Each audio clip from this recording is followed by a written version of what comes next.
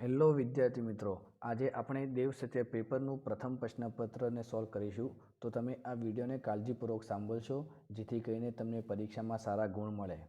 વિભાગ એ. નીચેના જોડકા યોગ્ય રીતે જોડીને ફરીથી લખો. ઘોડીની સ્વામી ભક્તિ, તેના લેખક છે જોરાવરસિંહ જાદવ. ભૂખથી ભૂંડી ભીખ, તેના લેખક છે પન્નાલાલ પટેલ. વાયરલ ઇન્ફેક્શન, તેના લેખક છે ગુણવંત શાહ.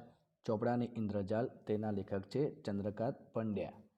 હવે બીજો પ્રશ્ન છે, નીચે આપેલ વિકલ્પોમાંથી યોગ્ય વિકલ્પ પસંદ કરીને ખાલી જગ્યા પૂરો. પરીક્ષામાં ઉત્તીર્ણ થવાની ખુશીમાં રામાયણ અને મહાભારત ખાલી જગ્યાને ભેટ મળ્યા હતા. તો તેનો સાચો જવાબ છે અંકિતને ભેટે મળ્યા હતા. દેવજી અને કાનજી નવજાત બાળકને ખાલી જગ્યા પાસે લઈ ગયા. કોના પાસે લઈ ગયા હતા ભાઈ? વેલજી ડોસા પાસે લઈ ગયા હતા. ગંદકીથી ખલેલ પામનાર સંત ખાલી જગ્યા હતા. તેનો સાચો જવાબ છે સ્વામી વિવેકાનંદ. ડુંગર અને તેની પત્ની ખાલી જગ્યા સ્ટેશને ગાડી પકડવા માંગતા હતા. તેનો સાચો જવાબ છે રાજપુર સ્ટેશને ગાડી પકડવા માંગતા હતા. હવે નવો પ્રશ્ન શરૂ થશે. નીચે આપેલ પ્રશ્નના એક વાક્યમાં ઉત્તર લખો. શતાવધાની શક્તિ એટલે શું? તો હું તમારી સામે એક PDF શેર કરું છું જેમાં બધા જ પ્રશ્નના જવાબ આ લખેલા છે. શતાવધાની શક્તિ એટલે એક સાથે 100 વસ્તુઓ ભૂલ વિના ક્રમમાં યાદ રાખવાની શક્તિ. ફરીથી રિપીટ કરીશું. શતાવધાની શક્તિ એટલે એક સાથે 100 વસ્તુઓ ભૂલ વિના ક્રમમાં યાદ રાખવાની શક્તિ. હવે જુઓ, બીજો પ્રશ્ન છે, સંદર્ભ રખડુનો કાગળમાંથી કઈ કૃતિ અભ્યાસક્રમમાં સમાવિષ્ટ પામી છે? તેનો સાચો જવાબ છે ડાંગવનો અને. કે સંદર્ભ રખડુનો કાગળ માંથી ડાંગવનો અને અભ્યાસક્રમમાં સમાવિષ્ટ પામી છે. ફરીથી રિપીટ કરીશું. ડાંગવનો અને તેનો સાચો જવાબ છે. હવે આપણે આ PDF કન્ટિન્યુ કરીશું. મનીષાએ નિર્ભયતાનો ગુણ કેવી રીતે કેળવ્યો? મનીષાએ સુરતી કુટુંબને રીંછના હુમલાથી બચાવીને નિર્ભયતાનો ગુણ કેળવ્યો. ફરીથી રિપીટ કરીશું. મનીષાએ સુરતી કુટુંબને રીંછના હુમલાથી બચાવીને નિર્ભયતાનો ગુણ કેળવ્યો. હવે આગળ પ્રશ્ન છે, રાજકોટ છત્રી લેવા જવાની વાતમાં લેખક શા માટે મક્કમ રહ્યા ભાઈ? તેનો જવાબ છે રાજકોટ છત્રી લેવા જવામાં ખાસ્સો ખર્ચો થાય તેમ હતો. સૌના મતે આટલા પૈસા ખર્ચીને ત્યાં જવું એ વ્યવહારુ નહીં પણ મૂર્ખામી ભર્યું હતું.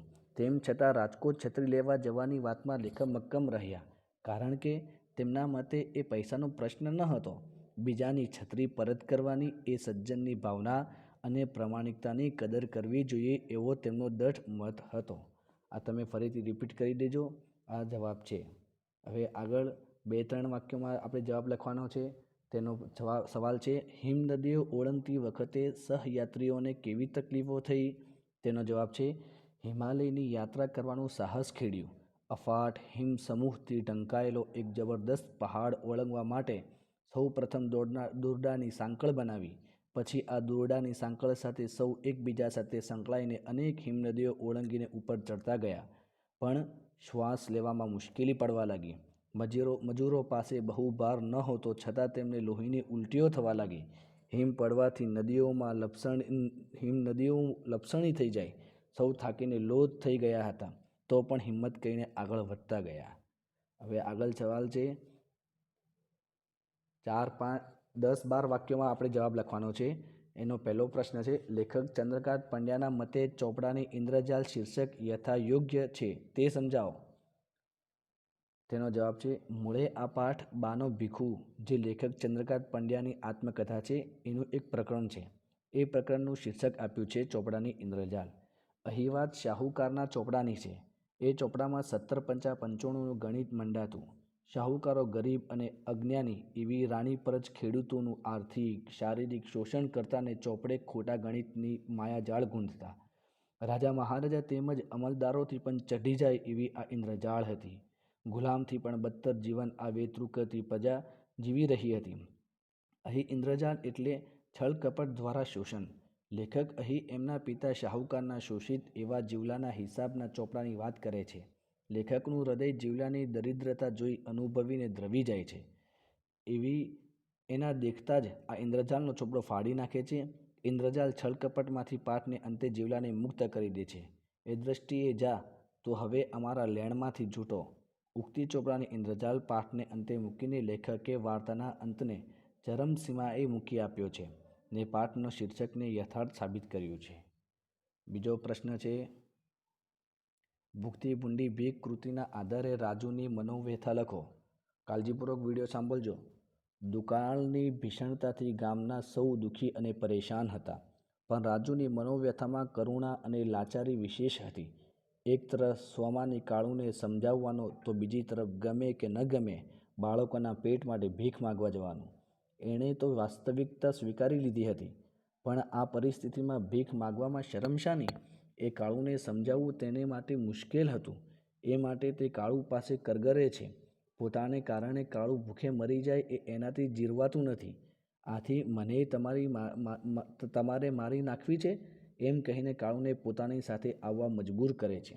રાજુ પણ જાણે છે કે દોઢ પાશીર ખીચડીથી કોઈ વળવાનું નથી, એટલે આજે હાથ ધરવાનો એક દોઢ પાશીર ખીચડી માટે. ધીક પડ્યો એ અવતારને ધીક પડ્યું એ જીવ્યું, તથા આપણું કપાળે કાણું છે ને આ ખોબોય કાણો નીકળ્યો. કાળુનો આ બડબડાટ રાજુથી સહન થતો નથી, છતાં તે ચીડાઈને કાળુને ઠપકો આપતા કહે છે, ડાકણ ભૂખ નથી, પણ ડાકણ ચિંતા છે. માનવીના કાળજાને ખૂતરી જાય છે. કાળુના આ શબ્દો આપણા ગુમાન અને આત્માને ઓગાળી નાખે છે, પાણી કરી દે છે. રાજુને બેચેન કરી મૂકે છે. કાળુને ધમકાવી તેનું બાવડું ઝાલીને હડસીલથી છાનામાના ઘેર હેડો એમ કહેતી રાજુનો અવાજ ઢીલો પડી જાય છે.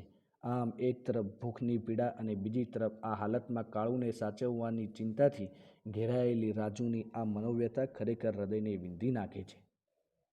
બીજો પ્રશ્ન છે, ઢેલઘોડીની ખાનદાની વર્ણવો.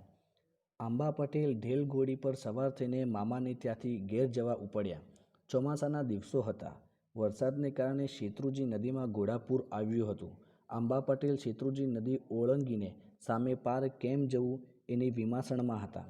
મામાને ત્યાં પાછા જવાય તેમ ન હતું અને ઘેર પહોંચ્યા વિના છૂટકો ન હતો.